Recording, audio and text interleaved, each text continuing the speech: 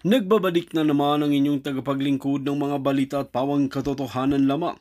Naging mainit nga na usapin sa mundo ng social media. Tapos na ang panahon ng pananahimik. Handa na ang INC sa kanilang pagkilos. Nagsimula na magkaisa ang sambayanan para ipaglaban ang hustisya. Takot na ang mga makapangyarihan sa galit ng taong bayan. Heto na ang people's power. Walang takas ang mga tiwali. Ang pangalan tulad ni Kuting at Lisa Tanas ay tila nagiging simbolo ng takot. Hinarap ng taong bayan ang hamon at hindi na sila magpapatalo pa. Ang tunay na kapangyarihan ay nasa kamay ng nagkakaisang mamamayan. Hindi makakatakas ang mga may sala sa paniningil ng bayan. Ang people's power ay isang malinaw na babala laban sa katiwalian. Ang sambayanan ay gising na at hindi na magpapaloko. Kung tumakas man sila, ang hustisya ay hindi matatakasan. Hustisya ang sigaw ng taong bayan at hindi nila ito titigilan. Ang mga nasa kapangyarihan ay tila nayanig na sa galit ng masa. Sa wakas, nagkakaisa ang lahat para labanan ang maling sistema. Ito ang simula ng tunay na pagbabago para sa bayan. Kaya naman ngayon itong si Kuting ng Norte na ito at Lisa Tanas ay malalong kinabahan pa. Well mga kaibigan, para nga sa karagdagang impormasyon, panoorin nga natin ang buong video. At kung bago ka pa lamang sa aking channel, huwag kalimutan i-click ang subscribe button at notification bell para lagi kang updated sa ating mga bagong video. At para sa solid viewers natin dyan, maraming salamat sa walang sawang pagsuporta. Di ba? Yan ay gusto nilang pagtakpan. Binibigyan ni Bangag Jr. ng pondo ni Lisa Tanas ang mga troll farm para magka-leche-leche ang inyong bayan, para maghati-hati. Di ba? Para ma-divide kayo sa inyong damdamin. Kaya huwag kayo nagpapaniwala sa mga trolls na yan. Makinig kayo kay palangga ninyo. At sa iba pang mga palangga dyan na pulboron pumasok, punyeta. Anyway, di ba? Huwag kayo nagpapaniwala din sa mga julul na yan. Kasi ang intention yan, di ba, to divide the Filipino people. Very divisive. Ang ano niyan, ang purpose niyan. Kasi imagine nyo, tinatakpan ng troll farm ni Bangag ang issue sa 5,500 control, flood control. Pinagtatakpan yung pulburon issue ni Bangag. Pinagtatakpan yung smuggling. Diyan sa Bureau of Customs, pinagtatakpan ang kidnapping. Tapos ngayon, pinagtakpan nila dito sa impeachment ni Inday Sara. Wala nang ginawa ang gobyernong ito, kundi tumarget ng mga kritiko. Kaya nga, you have to move now or never. Diba? Kaya itong mga pulis na ito, tutuliin ko na lang kayo lahat dyan eh. Imagine ninyo, Inday na lang, missing si Sandro, chuchutrin. Ay, baka nagpapatira sa wet packs. Hindi natin alam. Missing in action? No, parang may nabasa nga ako. Ngayon ito, mga troll farms ito, mga palangga, ang intention talaga to, linlangin kayo, guluhin ang Pilipinas. Dahil ang tunay na nanggugulo at nagnanakaw sa Pilipinas ay ang mga buwakan ng Ginimes na mga bangag. Yan. At yan ay, sabi ko nga sa inyo, gusto tayong busalan ng ating bibig. Hindi gusto, binubusalan tayo. Pero nagpupumiglas tayo. Kaya nga, di ba, sa kanta, ibon man may layang lumipad, kulungin mo at umiiyak, di ba? Ganon din, gusto na tayong busalan, nagpupumiglas tayo. Hindi tayo umiiyak. Minumura natin sila ng mga buwakan ng Ginimes. Di ba? Kaya sila gumagamit ng trolls kasi wala na nagla-like sa kanila.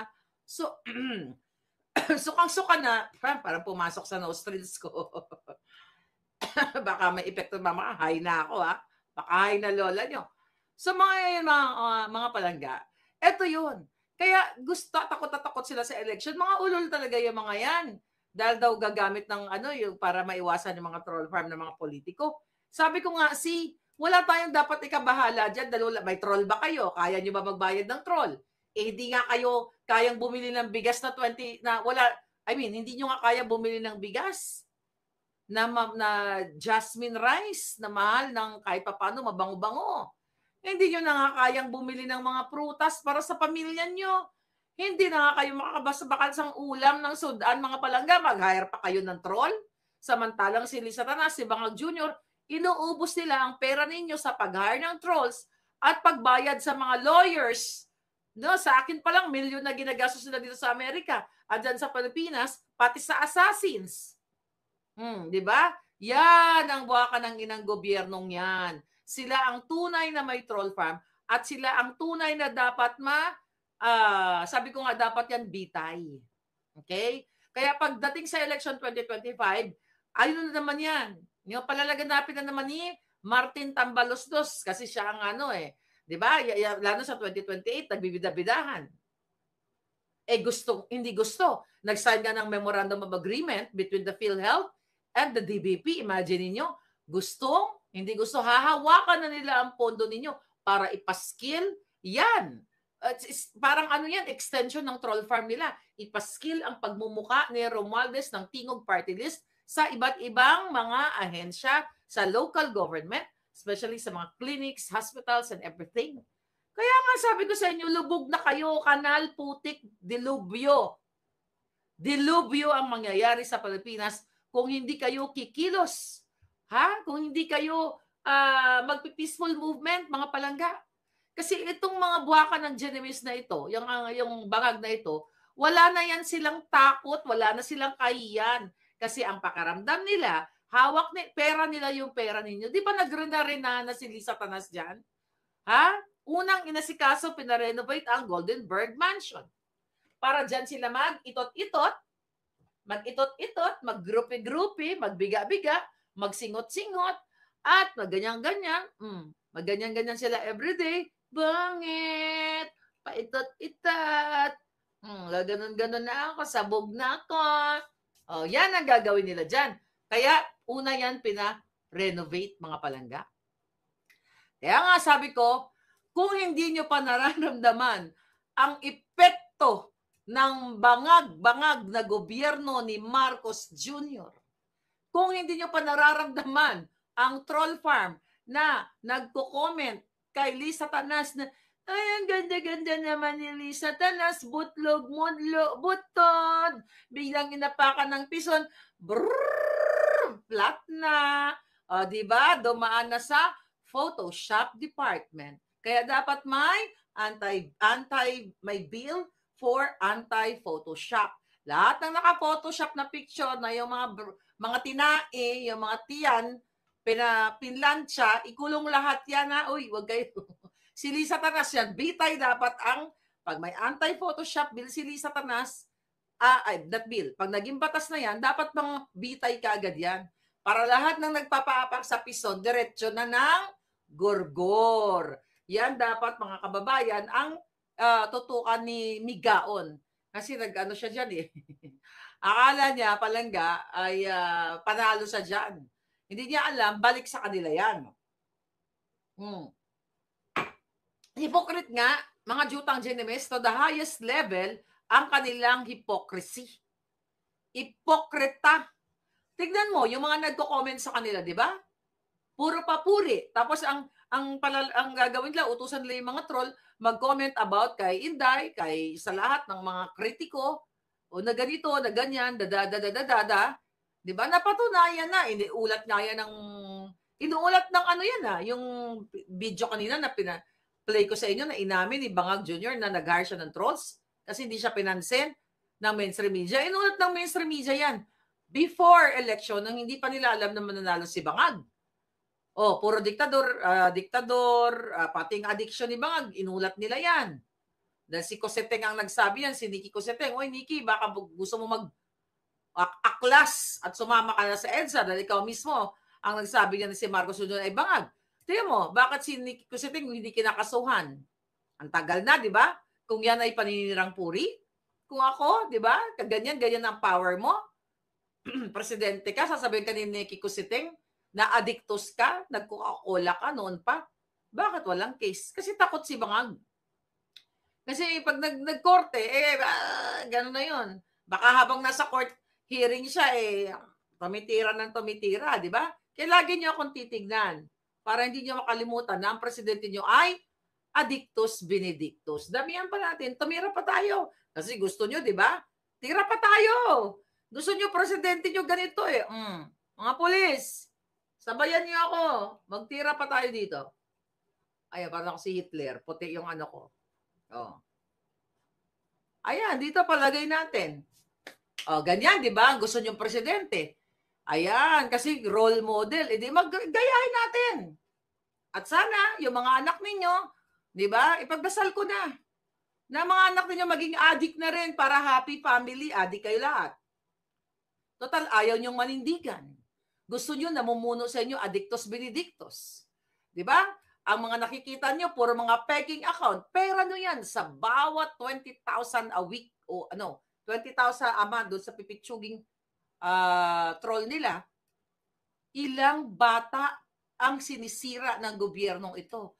Binabayad sa troll, binabayad sa mga fabricated crimes, sa mga proxy cases ni Lisa, Tanas, at nagtatravel pa sila papunta pa rito para lang sa isang maharlika at nagpadala ng assassin, may bounty ang ulo ko. Anong ibig sabihin yan? Kung nakikita ninyo na wala naman palang kwenta sinasabi ni Marlica, dead ma, di ba?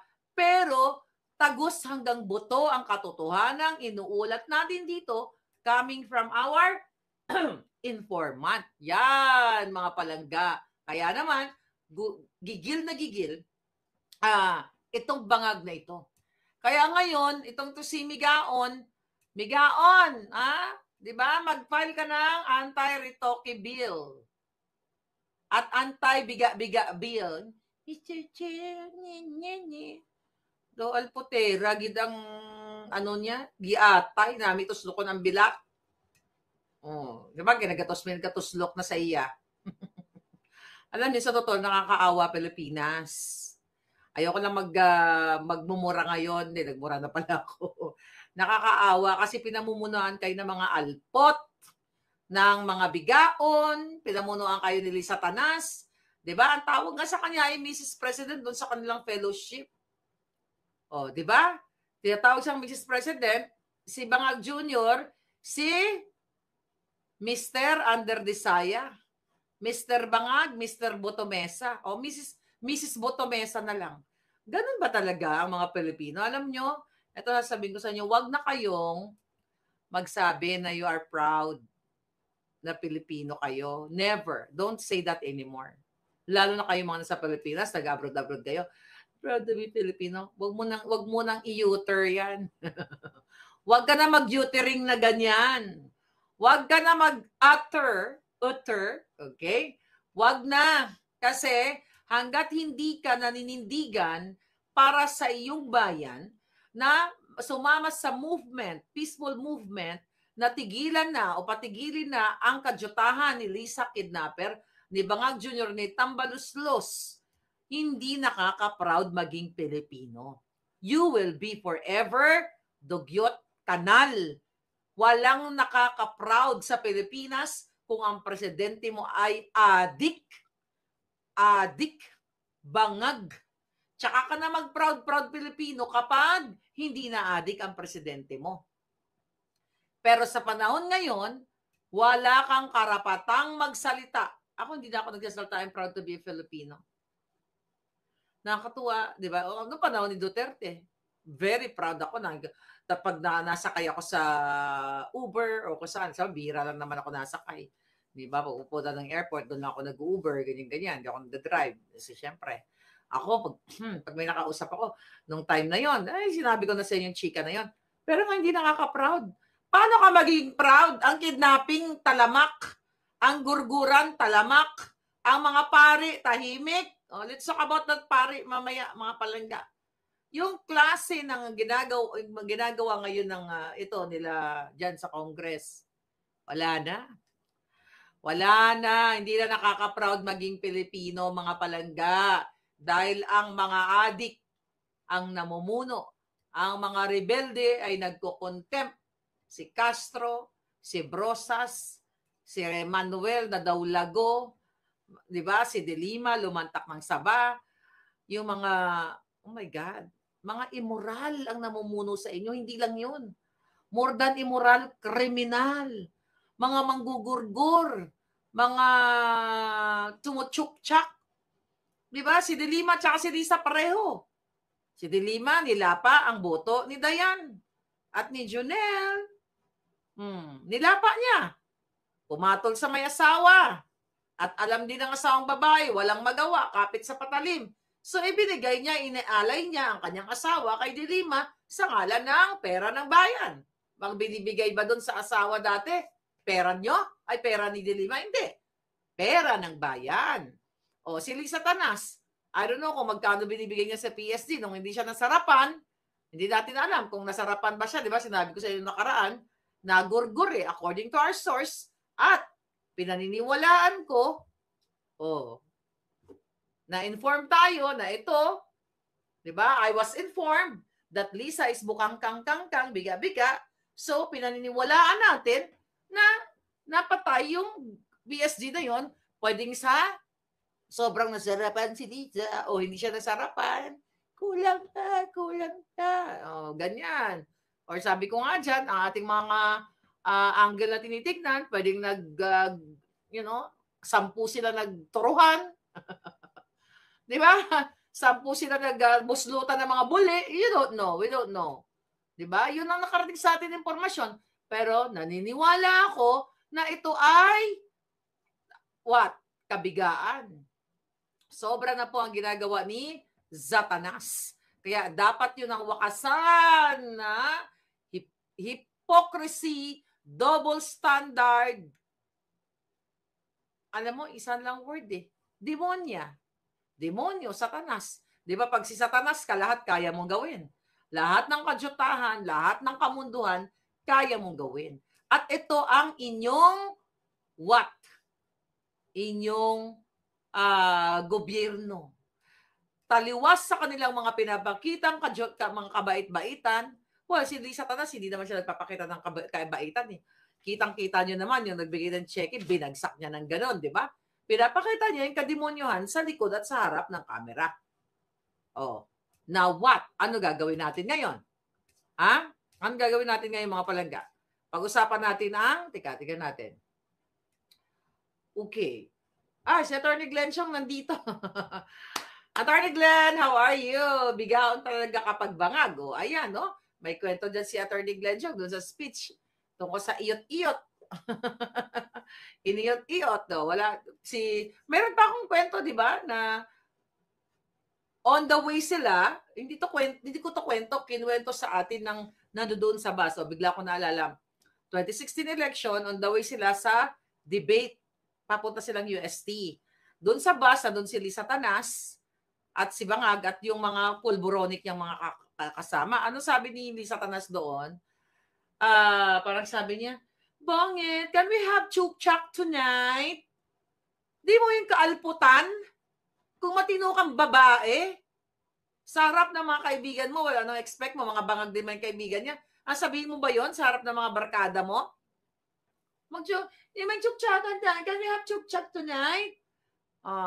Itot-itot. Ay, nako. Nasa inyo yan kung paano yung wakasan. Remember that, nagkamali ba ako? Kasi sa dami-dami ng information, I wish, no, maalala ko lahat. Pero bigla ako naalala yung sinabi niya na, Bang, are we gonna have chuk-chak tonight? Oh my God, very New Yorker, sabi ni pobreng Pinoy, di ba? Very New Yorker na dun, pusali. You know, when you go to New York, ha? Although I love New York, I wanna go back to New York. Glenn Chong, balik tayo ng New York. Pero ang New York, ang daming dun, dugyot dun na babagay si Lisa Tanas. And now what? What are we waiting for? Okay, I'll tell you something. Bago tayo nag-vlog, actually patulog na ako, nangarag ang beauty ko ngayong araw. Lagi na akong ngarag, di ba? Anyway, ngayon busy lang kasi namasyal, pinasyal ko yung mga, may bisita kasi ako dumating. Anyway, so napagod ako. Anyway, highway. May nakausap ako na paano ko ba sasabihin? Okay, hindi na muna, dati pangalanan. Baka isang malaking, although binanggit na ng INC, isang malaking pagtitipon ng sambayanang Pilipino, di ba, ang magaganap. Alam ko kung kailan. Pero hindi ko daw muna pwedeng sabihin. Pero sabi ng kausap ko na hindi lang INC ang kasama. Yung mga nagsabi, parang may nag-announce, hindi lang yon. marami pa. Kaya ngayon, sobrang naaalarma ang bangag na gobyerno. Remember, I think ang MMDA, may na-scan ko na balita, nag-aanda na sila sa malaking rally ng INC. Talagang maalarma sila. So darating tayo sa punto dyan, I am appealing to the INC, what do you call that? Yung management. Brother, okay, kapatid, wag po kayo sana pumayag na makipag-negotiate ang gobyerno ni Liza Tanas. Nagbigay na po kayo ng pronouncement. Ito, nagbanggit din sa akin, malapit din to sa inyo, at wala naman siya sinabing aatras kayo. May malaki ng pagtitipon. Kumbaga, gawa na, hudyat na lamang kung kailan magpa-fashion show tayo sa... Actually, wag ko lang sabihin, minsan lang po pagkatapos ng vlog, ikaw talaga, Marlica, sabi ko sa'yo, huwag mong sabihin, ikaw talaga, kasi nadulas ako eh. Okay, I will try to, pagilin ko ng konti. Pero hindi lang sa EDSA Shrine, magkaroon ng malaking bonggang-bonggang party ng Filipino.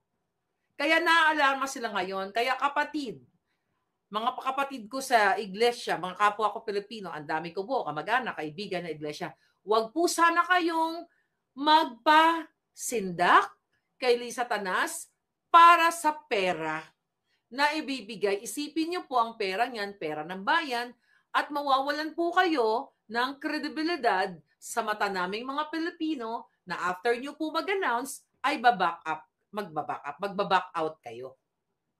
Yun lang yung sa akin. I know buo na ang mga plano para magpasuportahan. Sabi ko nga, political entrapment yung ginawa ni Bangag. Na, huwag natin impeach si Sara kasi hindi naman importante, ganito, ganyan. Julul.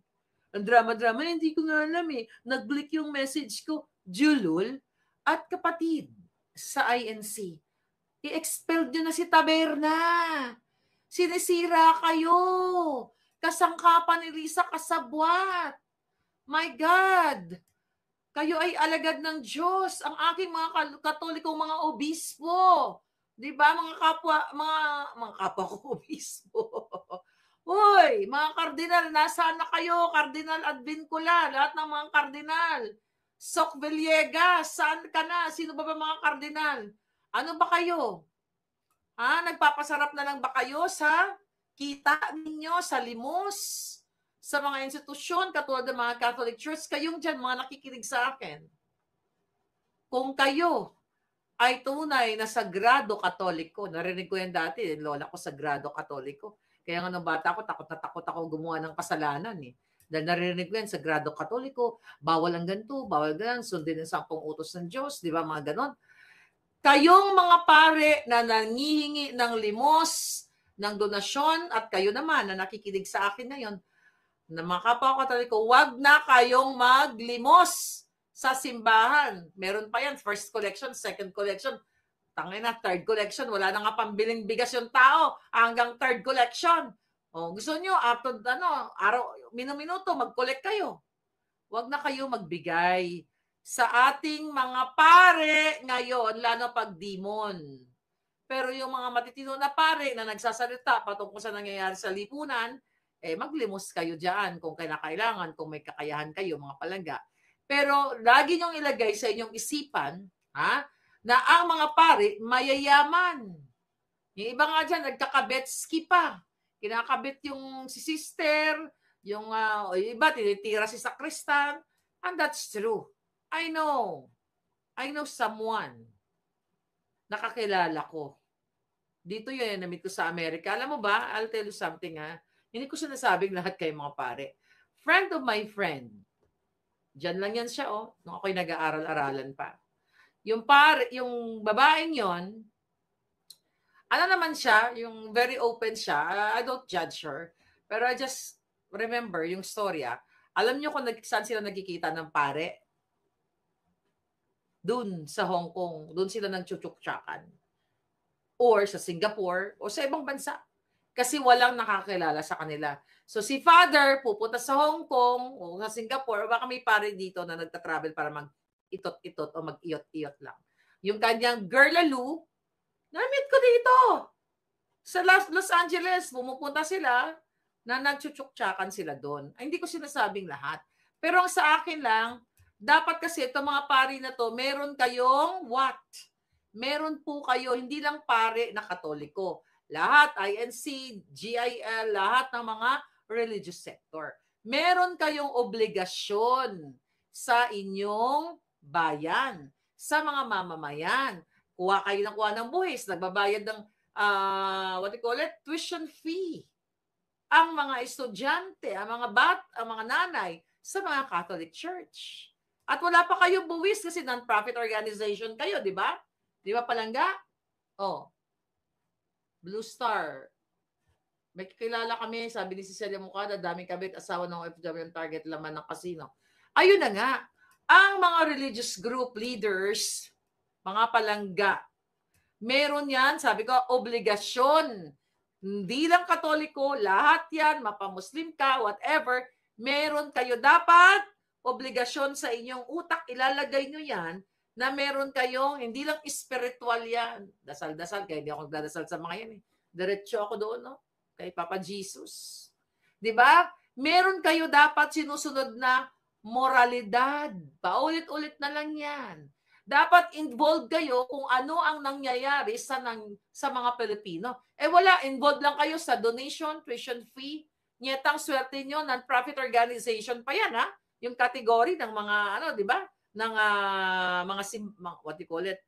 Ng mga eskwelahan.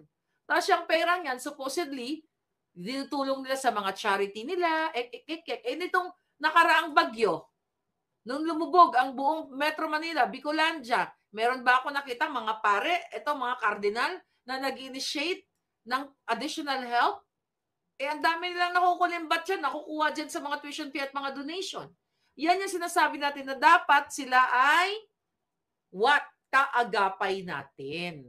'Di ba? May mga outreach program, kung ano pa mga social services, chuchu-chuchu, meron ba?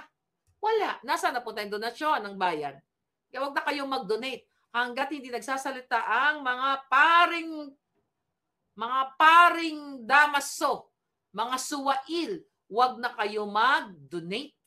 Stop donate na yan dahil hindi naman napapakinabangan ng taong bayan. Ang mga nagpapatakbo dyan, mga obispo, kardinal, ang kumukolekta ng mga tuition fee ng mga anak ninyo, at kung ano-ano pa, wala sila binabayad na taxes kapag yan ay non-profit organization. Pero ano ang ginagawa nila? Tinutulungan ba tayo na imulat ang mga bata na mayroon tayong addictus benedictus? Natanggal na, ubos na ba? Naagdas din ako, di ba? Kasi pag nung isang oras na nag-expire yung nag-expire yung natataktak yung pulburon. Yun nga sinasabi ko sa inyo mga palangga. Kasi sobra na yung ginagawa ng gobyerno ni Bangag. Pero tahimik pa rin. Tahimik pa rin itong mga pare natin. Yun lang ang pare dyan, di ba? Nakinausap dyan sa EDSA Shrine. Nakinausap ni Attorney Glenn Chong. Nagpa-interview pa yung ulul. Sorry Attorney Glenn, alam ko kakilala mo siya, kaibigan mo siya, na sumama doon sa electoral protest doon. Pero nakita mo naman, yung mga nag-rally, sila Maui, sila MJ, sila lahat doon, pinipigilan. Ayaw papuntahin doon sa mahal na Beren. Di ba? Ano yan? Asan ang garbay nila? Asan yung kanilang faith in God na ang simbahan ay para sa tao? Although may nireklamo sila na kesyo ganito, kumakain daw, hindi naman sila forever nakakain doon. Basta, sabihan lang ng tama. Ginaidan naman natin. Sinabihan natin, huwag na kayong kumain, ganyan-ganyan. Nasaan na kayo, mga paring mga janimal? Lagi nyo sinasabi sa inyong homily na tayo ay para sa mga mahirap, marginalized sector, eklabush. Diba? Ito yung nila, yung kanilang misyon, ang kanilang layunin para tulungan ang mga mamamayang Pilipino. Pulboronic na presidente ninyo. wala nga tayong nakikita mga medical mission nila eh. 'Di ba? O feeding program doon nung nakaraang baha. Mayroon ba may binalita ba itong mga buwaka ng Genovese na media na ang buong pamunuan ng Katoliko